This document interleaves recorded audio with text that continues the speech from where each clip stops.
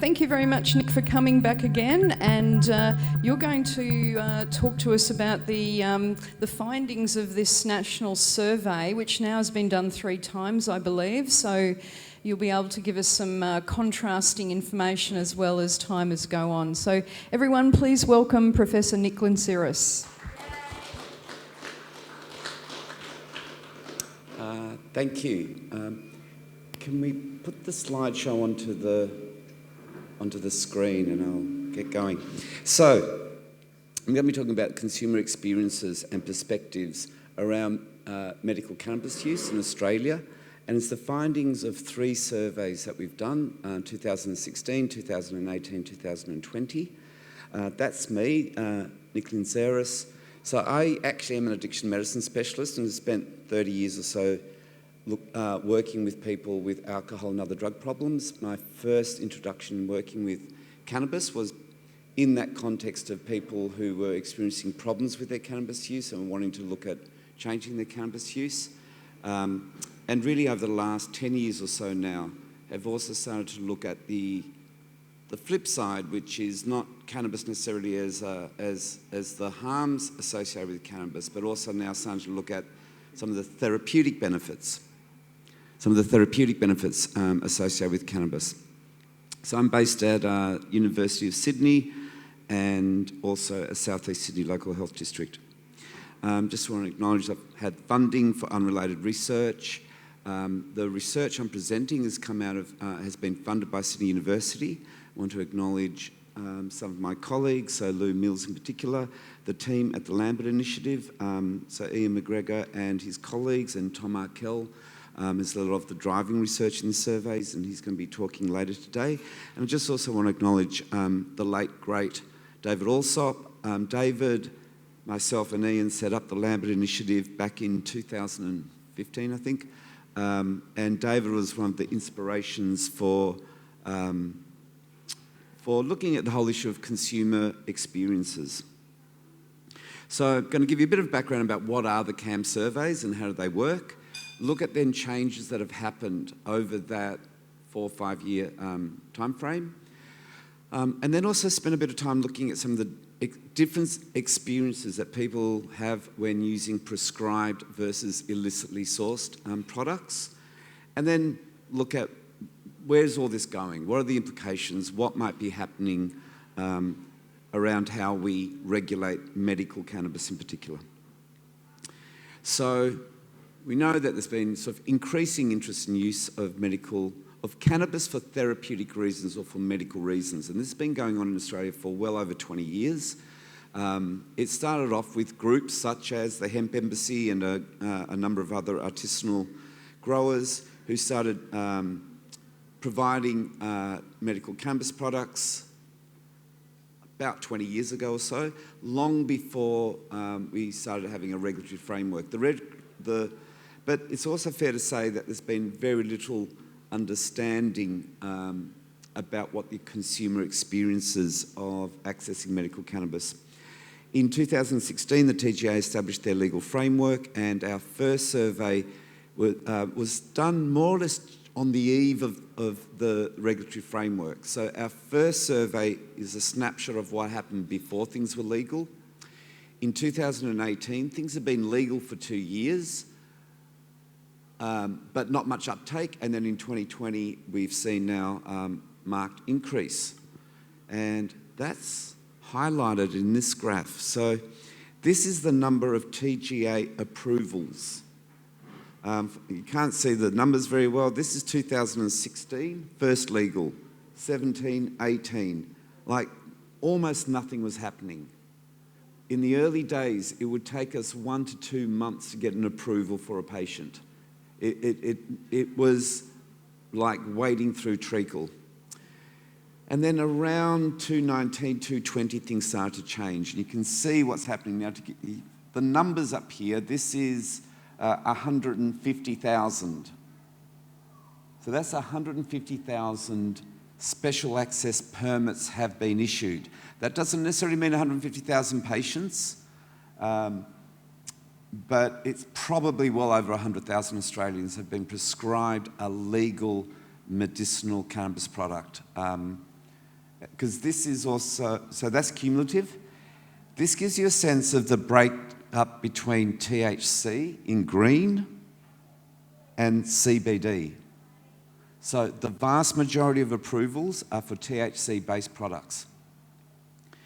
And here you can see what is it being prescribed for. Now, what you can't see because of the slides is the scale. So this is for the indication of pain, and this is how many approvals a month. And for pain, we're up around 5,000 approvals a month. So divide that by 20 working days.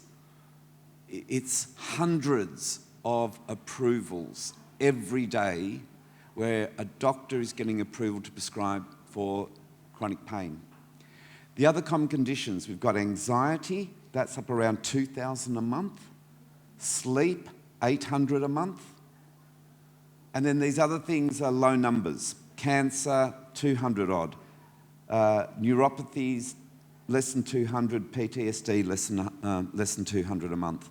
So the vast majority is being used for chronic pain, mental health conditions, and sleep disorders.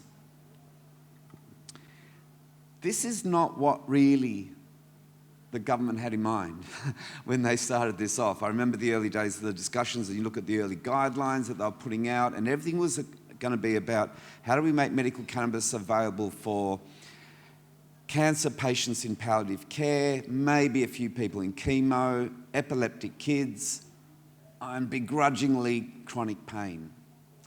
You can see that's not where the market has ended up. The market is predominantly chronic pain, mental health, and sleep issues. So the aim of the CAMS surveys was to get a sense of what a consumer's experiencing. And the surveys were always set up not just about prescribed products, but it was basically asking people, if you're using a cannabis product for a therapeutic or medical reason, irrespective of how you're sourcing it, and you've done that in the last 12 months, then you're eligible for this study. And the kinds of questions we were asking were those questions around, well, who are you? Tell us a bit about yourself. What conditions are you using this for? Tell us about the types of cannabis you're using, how are you getting it, how much are you using, and the experience of effectiveness. Does the stuff work for you? Are you experiencing side effects?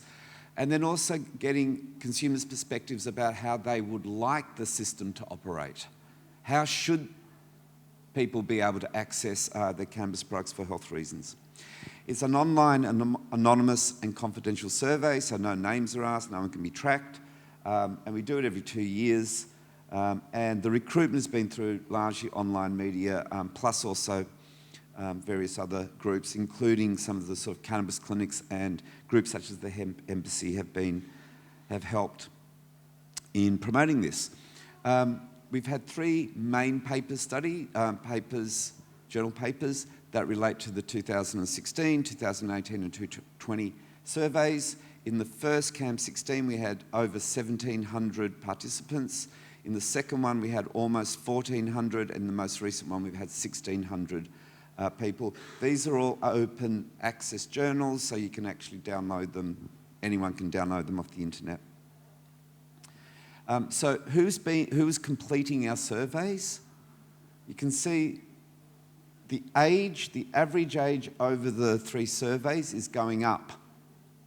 And this is one of the things that we're seeing with all the data, is that we're seeing an older population of Australians moving towards using medical cannabis products.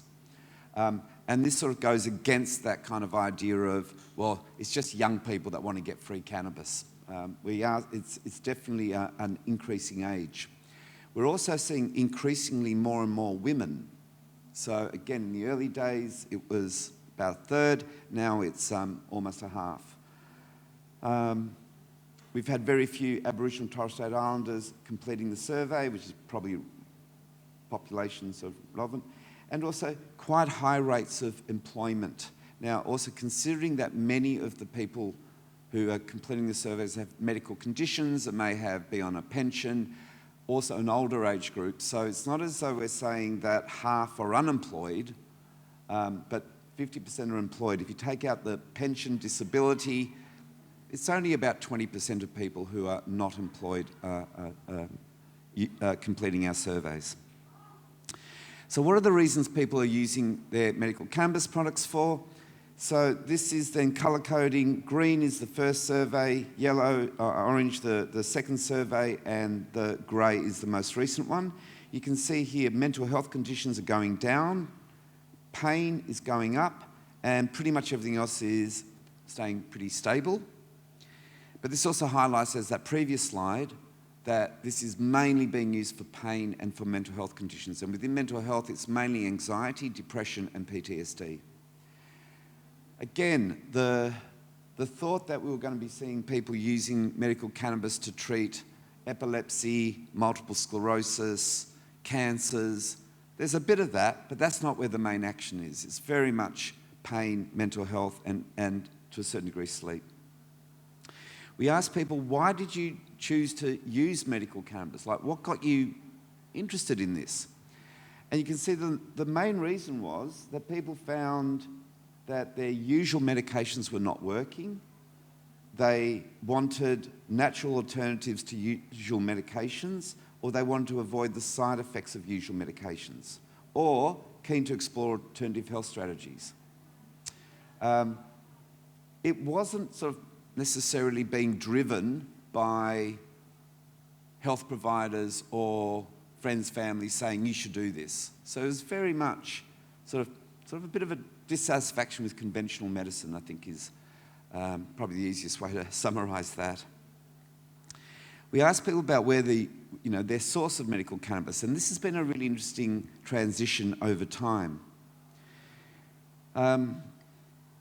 In the early days, and again in 2016, there was no formal legal cannabis available, so there was actually, you could get Sativex prescribed, but as you can see, it was 0.1%.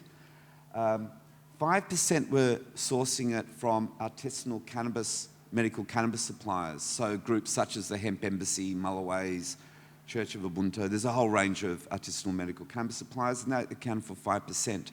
But look what's happened over time. We are now, almost half of the people that completed the survey are accessing their medical cannabis either from an artisanal grower or on prescription. So we've largely seen a move away from these kinds of illicit sort of black market. The recreational dealer has gone from 46% down to about less than a quarter. So that's been a shift away from illicit, unregulated markets to more regulated supplies over time. Patterns of cannabis use. The age is getting older. People started using cannabis at an older age over the time frame. The percentage of people that had never used cannabis ever before trying a medical cannabis product has gone up considerably, from 14%, 12% in the early days. That's over doubled now. So a quarter of the people that are using medical cannabis products had never used cannabis before. So that's quite different to a lot of the perceptions in the media about who uses medical cannabis. That is, people essentially they've been using it illicit, and this is just an excuse to, no, far from it. We're seeing a big sort of introduction of people into the cannabis space. What's really interesting in the medical cannabis space, daily use is the norm. So the means are a little bit sort of distractive. Median. So in the last 28 days, over 50% of people had used 28 days out of 28 days. And this is trends that we've also seen in America as well, that actually medical cannabis use is actually associated with more frequent daily use than people using for personal. I don't like the term recreational, but for personal use.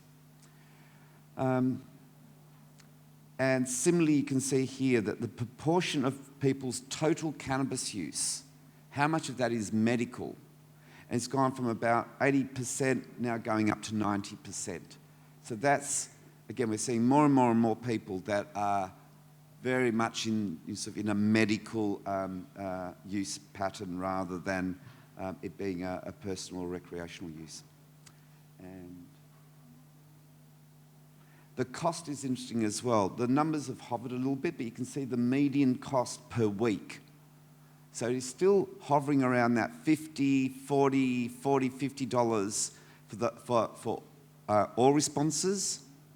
Not everyone pays for their cannabis though. So if you take away those people that aren't exchanging money for cannabis, those people that actually do have to shell out money, you can see it's still a median of around $50 a day. And some people are paying much, much, much more than that. We'll come back to some cost issues later. How are people using their cannabis? We've seen a huge shift away from smoked, increasing vaporized, and a huge increase in the use of oral products over that period of time. What's in the cannabis? We didn't have data from 2016, but comparing 2018 to 2020, THC, CBD, these are sort of going up considerably.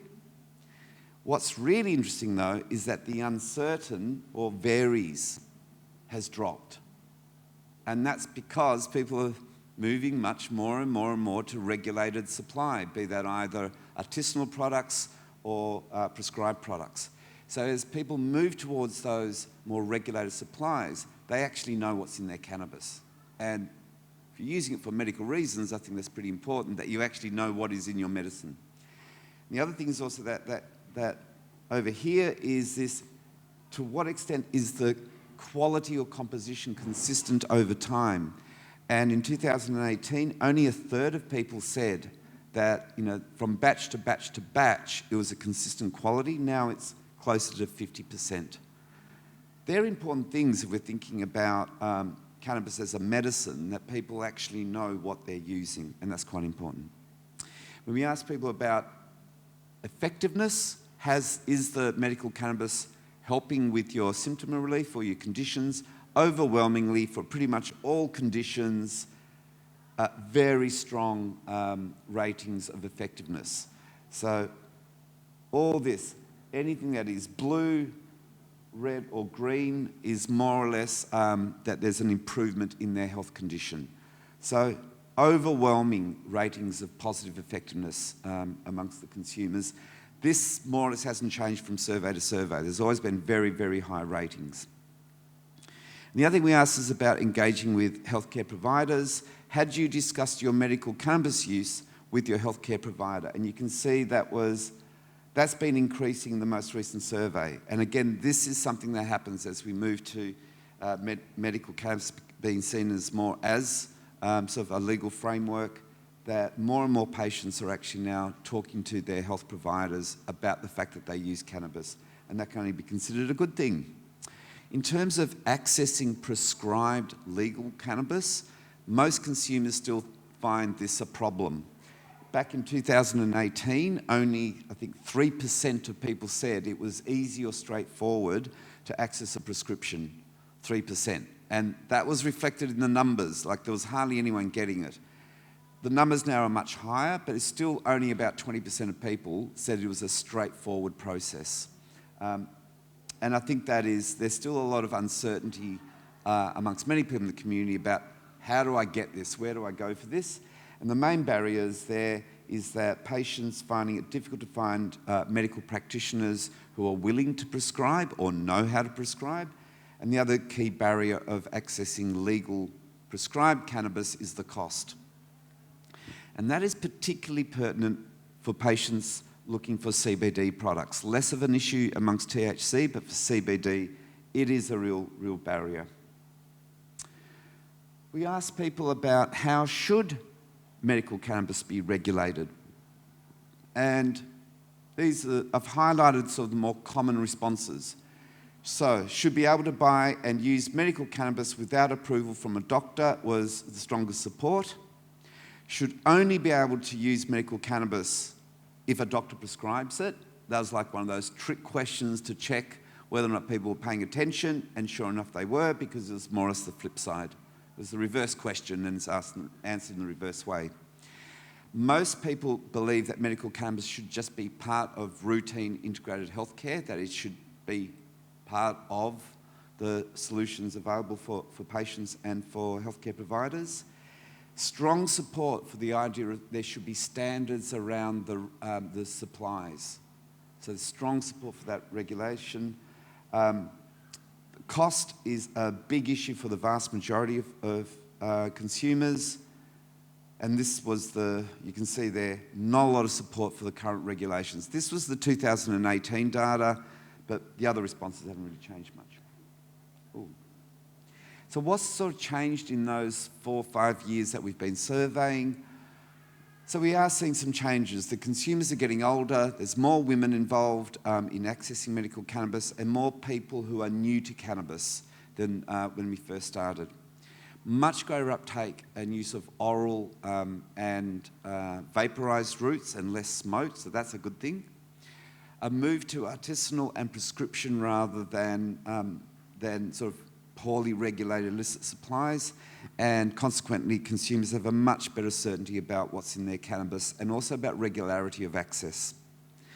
Some things haven't changed though. It is still predominantly pain, mental health and sleep as a sort of third cab off the rank of the main conditions. Similar experiences around effectiveness, side effects of medical cannabis, and we're still seeing many of the same barriers that this is still, most consumers are finding it is still not really part of what most doctors are prepared to provide when they go see their GP. And cost remains a barrier. So, have I missed a slide? Yeah.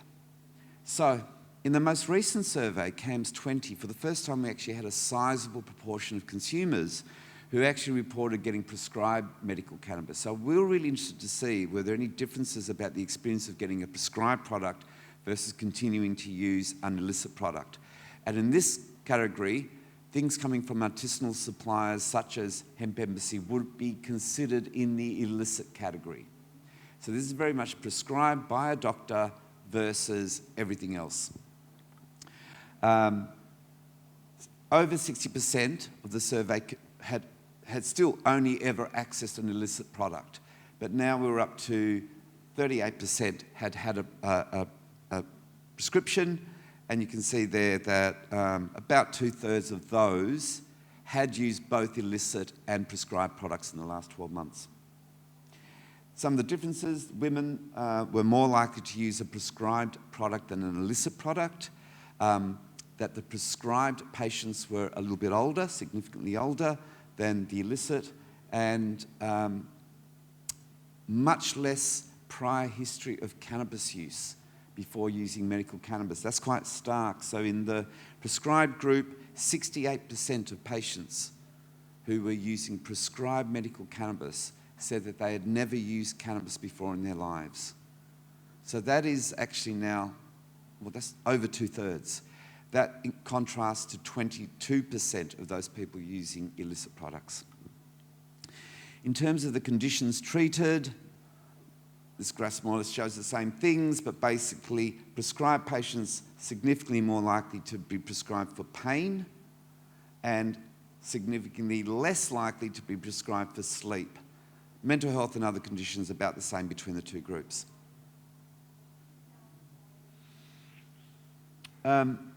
The experience, we asked people that had not used a prescribed product, so people who had only sourced illicit products, why they hadn't used a prescribed product. Now, of course, these people hadn't used a prescribed product, so this is what they think as to why they haven't gone and done it. So, price was the most common reason. Almost half said it's the cost of the prescription product. Which is, if you actually look at the cost of THC-based medicines, they're not that much more expensive, actually quite comparable to buying poorer quality cannabis from a dealer. So the prices actually are not that different for THC. Fundamentally different though once we're talking about CBD, and CBD is quite expensive as a prescribed product. Other main reasons, again, most people just don't know where they can find a doctor who's prepared to prescribe. And the other thing is that some of the doctors who are prepared to prescribe, the cannabis clinics, cost became a barrier for many patients, because it's not just the cost of the medicine, but it's also the cost of some of the consultation fees in some of those private clinic models. And there's some other things like confidentiality concerns. So stigma is still a really important issue. There's a lot of people that do not want to be identified in the community as being someone that uses cannabis. So this still is an issue, even though that, you're supposed to have that assurance of confidentiality with your prescriber. A lot of people, I think, are unaware that when you get that TGA registration, the TGA actually does not actually have a record of who you are. So all they have is initials and a date of birth. So there's no address, there's no actual name. So it is possible to remain confidential to the Commonwealth. And interestingly, there still was a significant minority who actually said, look, I actually would prefer using illicit products anyway. We asked those people that had used both prescribed and illicit products tell us about the difference between the two. So what's better for each of these domains? So in terms of side effects, and you can see here that towards the blue, if you're bluish, that means you prefer prescribed. If you're over towards the orange, you're preferring the illicit. So you can see on most things actually, people that had used both illicit and prescribed products actually rated the prescribed product as better in terms of side effects, in terms of security. That's everything from, that question was largely around security of access. That's one of the problems with illicit products that we found in earlier surveys. Quite a lot of people said, look, there are times when I can't get my dealer and I'll have to go a few weeks without anything. So being prescribed, patients felt just more secure supply. Effectiveness, a little bit better for the prescribed. Ease of access, you can see a bit mixed, but certainly the prescribed is not a major barrier there. And the consistency of product, much stronger supply. Again, what stands out here is the cost. So these are people who had access both prescribed and illicit. So we're still in this situation that cost still is a bit of a barrier for people. And then we looked at the difference between people that have been prescribed versus illicit. Some of this is the composition. There still is a sort of a comparable spread between THC, equal THC, CBD between the two. The big difference is there's a much higher degree of uncertainty in the illicit group. So over a third of the illicits were basically saying, look, I don't know what's in it. I don't know. I don't know if I'm mainly using a CBD or a THC product. And that's problematic if you're thinking about using this as a medicine. Other differences were the routes of consumption. You can see the prescribed is predominantly oral and some vaped, whereas for the illicit, it's still mainly smoked. So that's a big difference between the two. And both groups found that the stuff works, irrespective of whether it's prescribed or illicit, very high ratings of effectiveness. So we're able to sort of more or less look at so are there benefits in moving from illicit to prescribed supplies? And what basically, better knowledge of what's in your cannabis, better certainty of access and supply, safer routes of administration, legality is a key issue, and much greater engagement with healthcare providers. So they're all positive reasons why we should be trying to encourage moving from unregulated to regulated supplies. What about taxation? Look, it's a really good question. And the point around taxation is, I mean, we didn't ask about taxation. Should cannabis be taxed? I will come to how consumers think this should be regulated in a moment. Taxation is a really interesting one because the medicines, so there isn't a significant tax on the medicinal cannabis products. The Commonwealth doesn't take a markup. I'm not sure if it's subject to GST. No, medicines are exempt from GST, aren't they? Yeah. So I don't know whether or not, at the moment there is no real taxation of the medical cannabis products in Australia. that obviously, and it was interesting hearing Michael talk before about it's the states that want to, it's up to the states to decriminalise or legalise and regulate. And one of the drivers, if you look in America, one of the drivers for that happening, and part of the reason is governments want to get the tax rather than the drug dealers getting the profits. How about some of that going back into the government so we can fund roads, hospitals and schools? And I think most of us would prefer that it's the taxpayer gets that benefit rather than criminal gangs get the profit. But there is this problem that states can't raise tax. So one of the big drivers as to why a state might want to legalise and regulate cannabis for the taxation actually isn't open to them. So it's only the Commonwealth can raise tax. There are clearly loopholes around this because the state governments make a lot of money out of the gambling industry. So there are potential ways, but actually if you think about it, state governments don't have a lot of way of raising money. Gambling and stamp duty on properties and road tolls, that's how state governments raise money. So that's going to be an interesting kind of issue in moving forward about how we end up in a regulated market, is this issue of who collects the tax. And I think that's probably going to be a big driver as to whether or not, do states introduce this or does it have to be federal? Okay, so where to from here? It's pretty clear that the genie is out of the bottle. Medical cannabis use now is becoming increasingly widespread amongst consumers in Australia. Well over 100,000 people have been prescribed, and it's probably well over 200,000 have used a cannabis product for medical reasons. So I don't think we're not stepping back from that. If anything, consumer demand seems to just continue to be increasing and increasing. So this ain't going to go away, it's going to get bigger and bigger and bigger. One of the things I think that's really important is that we continue to have mechanisms for consumer experience and perspectives to be at the table when these decisions are being made. We've heard a lot about some of the political processes about how you get laws changed and sort of how regulations are made. And that is, you can see how it's often sort of deals being cut in back doors, in back rooms, and there isn't often necessarily a lot of transparency about and what do the consumers and what does the public, how does the public think this stuff should be regulated? A thing that I think has taken many people that were cautiously supportive of medical cannabis in Australia.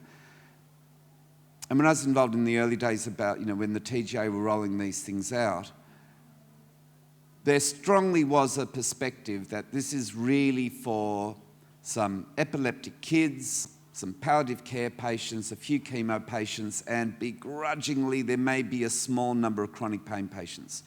So you can see when they were sort of putting these systems in place, they were thinking, oh yeah, there may be a few thousand patients, that would be it.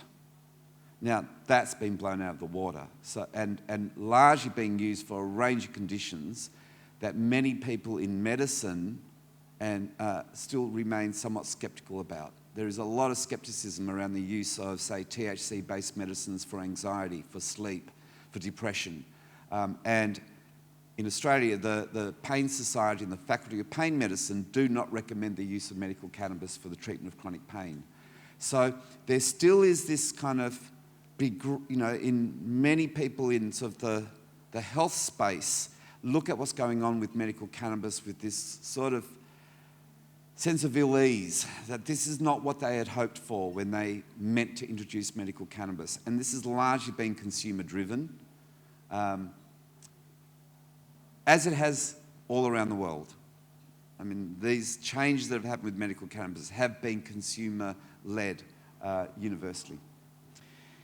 It is slowly becoming normalised as part of routine healthcare. Simply by, you can see the numbers of patients, but there's a long way to go. There's still incredibly poor education of healthcare providers. Most of the senior sort of professional colleges and societies still are very sceptical or antagonistic against medical cannabis. So there's still a lot more work to be done there. For me, one of the really important things is highlighting that decriminalisation actually is not really much of a solution for medicinal cannabis. It's sort of like, using cannabis but not inhaling or something. It's kind of like, it's not really going to get you where you want to be. Because for medicinal cannabis, where you want to be is you've got to know composition, what is this, what's the dose I'm using of how much THC, how much CBD is in this pill or capsule or whatever I'm going to take. So that needs to be regulated. And a decriminalisation market does not take you down that track, as well as all the quality standards of production. In the same way, there are food standards about how you grow your tomatoes and your broccoli. There are standards about if you want to sell your tomatoes and your broccoli in a shop, you've actually got to comply with certain standards. So you need those kinds of regulations to ensure safety for consumers. Decriminalisation doesn't get you there. Really, you need a regulated supply, and that's where decriminalisation may be a response for broader cannabis issues in society, but for medicinal cannabis, you need a regulated supply. Is the framework we currently have fit for purpose? Is this TGA model that we have? When it was first introduced 5 years ago, many of us were extremely sceptical. This ain't going to work. This system isn't designed for high volume patients. It never was. To our surprise, and some people are dismayed, other people are elated, the TGA process is actually sort of distorted into something which it was never meant to be 5 years ago when it was introduced. So now to get a TGA approval, if I submit it as a prescribing medicinal cannabis patient, I get an approval in most cases within 24 hours. There is no documentation. You don't have to support you don't have to sort of put a justification in. You basically just say, patient's initials, this is the type of product, what am I using it for? Or you put a condition in. There's hundreds of conditions that you can put down, and then usually within 24 hours you get your approval. Contrast that to the early days where it was taking us 3 months, 10 specialist reports, long delays. And we've also had a maturity of the medical cannabis industry in Australia. So now there are hundreds of products available, hundreds. Most of them are oils or liquids, so concentrate solutions, plus also an ever-growing variety of herb products as well for vaporization. The one thing we don't have a lot of here in Australia yet is the inhalable oils, and that's taken off in America. So in America, that is a huge part of the US market and Canadian market for medicinal cannabis products. That's the one area which I imagine will take off in Australia in the next 5 years or so. And so, it's my last slide. This is really so we asked people in the most recent survey, so how should we be regulating cannabis in Australia? And some simple questions. Cannabis should be legal for medical purposes only. Cannabis should be legal for all purposes. Cannabis should be illegal for all purposes. And you can see the response. Hardly anyone is saying no or I don't know. And the vast support is for legal for all purposes. This isn't shocking. It's a little bit like Michael was saying. Consumer sentiment for the favourability of legal medical cannabis has been over 80-90% for over 10 years. And now we're seeing that this is shifting into legal cannabis for all purposes. Personally, I think we need to be refining the debate much more about what is it we want. Do we want regulated legal cannabis, or are we happy with decriminalisation? In the medical cannabis space, I think the arguments are very, very strong for why you need a regulated model. Doesn't have to stay on prescription, but you still need quality standards of products for patients. And that's my last slide. I just want to, if people want to email me, ask any questions, and we will be putting out the CAMS22 survey soon. Just running a little bit late on getting it organised.